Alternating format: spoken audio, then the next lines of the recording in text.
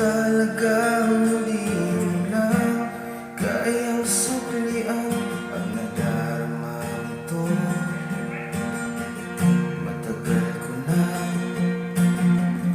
gustong aminin pero di kayang sambitin ang gusto ko sabihin dahil natatakot ako sa isasagot mo. Paano kung hindi? Paano na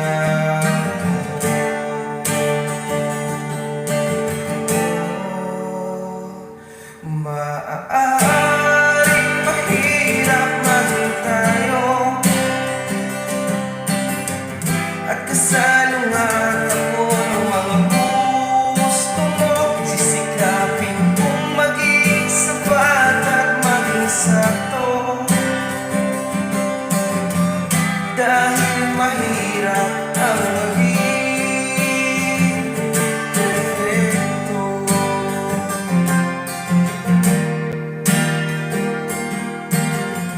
Ramdam mo ba ang paghihirap na aking ginagawa para mapansin mo?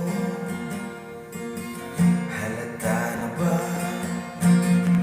sa aking mga tingin na hindi bilang kaibigan kita gustong ituring pero natatakot ako sa isasagot mo.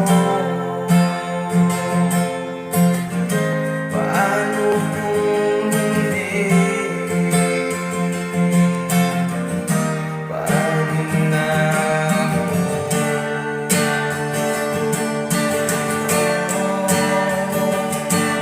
maaaring mahirap maging tayo at kasalungan ako ng mga gusto mo. Pipilitin kong maging sapat at maging sakto dahil mahirap ang